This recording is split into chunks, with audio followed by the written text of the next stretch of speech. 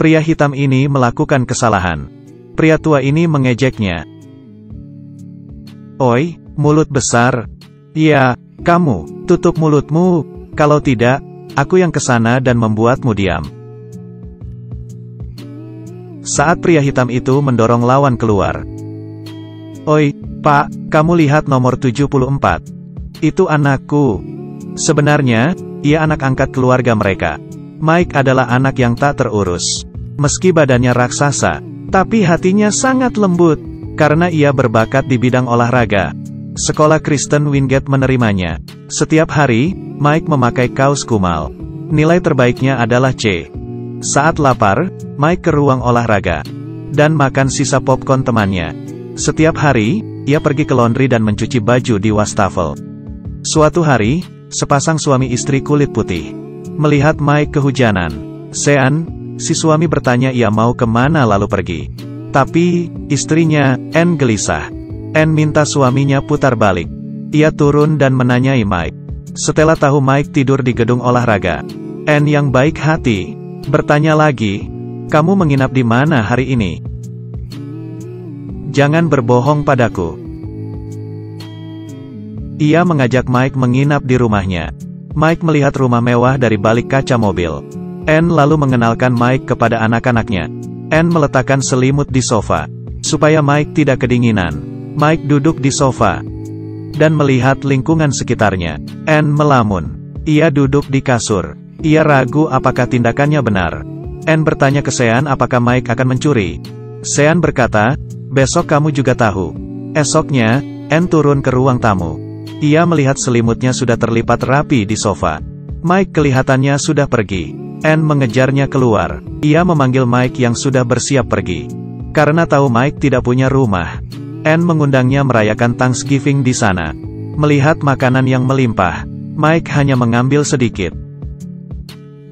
Keluarga Anne makan di sofa sambil nonton rugby. Anne melihat Mike sendirian makan di meja makan. Tanpa ragu, Anne mematikan TV, supaya mereka sekeluarga makan di meja makan. Sebelum makan, mereka bergandengan tangan dan berdoa. Collins mengulurkan tangan. Mereka menutup mata dan berdoa. Mike tidak tahu harus bagaimana, dan merasakan hangatnya sebuah keluarga. Anne mengantarnya ke rumah untuk mengambil baju. Saat turun, ia dicegah Mike, karena di sini sangat berbahaya. Beberapa preman sudah memperhatikan mereka. Mike turun sendirian. Ia pulang ke rumahnya. Tapi, rumahnya akan dirubuhkan. Anne lalu mengantarnya ke toko untuk beli baju baru. Anne yang sangat asing dengan tempat ini bertanya, "Kamu akan melindungiku, kan?" "Tenang saja, aku di sini." Anne menggandeng Mike masuk ke toko. Mike memilih baju yang biasa saja. Lalu, Anne mengantar mereka ke sekolah. Malamnya, Anne bertanya ke Mike, "Apa kamu ingin tinggal di sini?" "Aku tidak mau kemana-mana lagi." Anne tersenyum lalu pergi. Hari kedua, Anne memberinya sebuah kamar. Tak lupa, ia membeli kasur besar. Mike berkata, "Tidak ada yang baik padaku selama ini.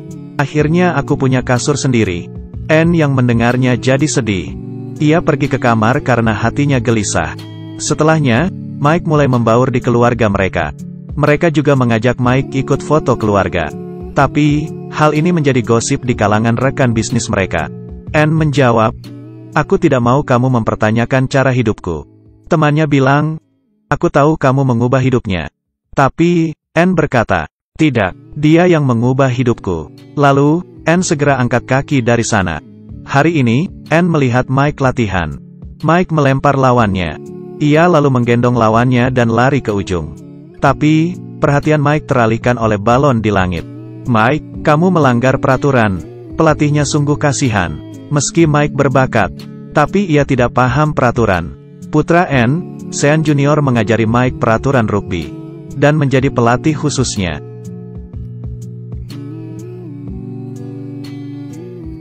Hubungan Mike dan Sean makin baik.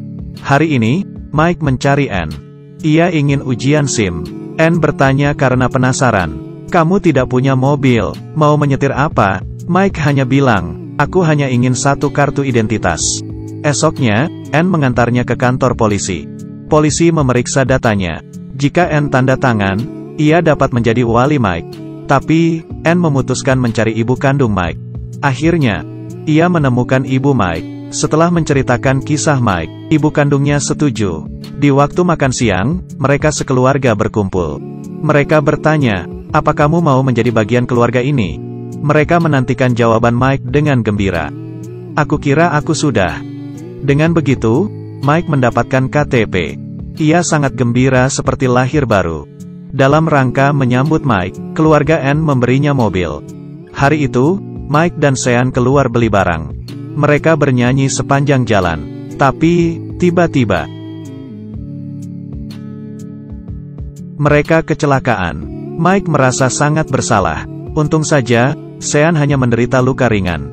Tapi, polisi berkata pada Anne, Sean masih kecil. Jika ia terbentur airbag, maka lehernya akan putus atau wajahnya hancur. Atau lebih parah lagi, Sean sangat beruntung. Lalu, Anne mendatangi Mike dan menghiburnya.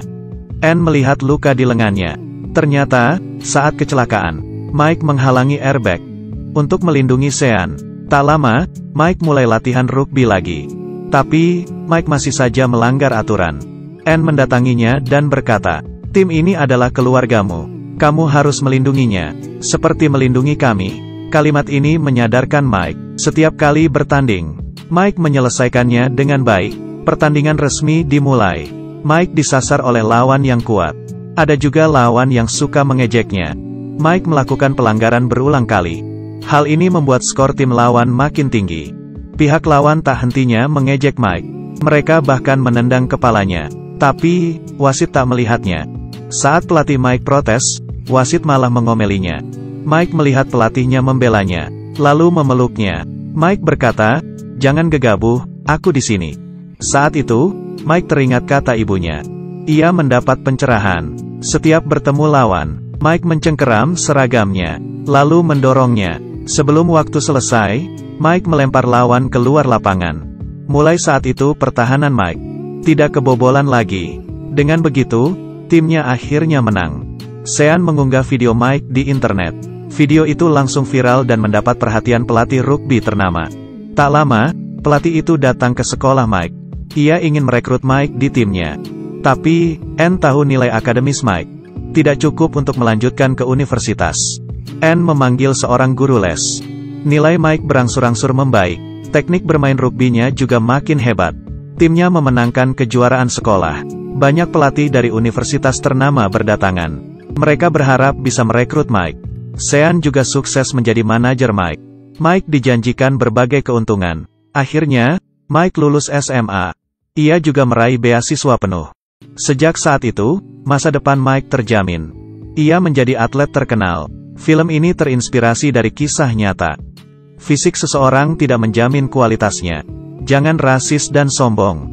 Bila setiap orang memberi sedikit cinta, dunia ini akan menjadi seperti surga. Hal baik yang kamu tabur akan kamu tuai. Pegang teguh mimpimu dan terus berusaha. Aku Kaki Minyak, sampai jumpa.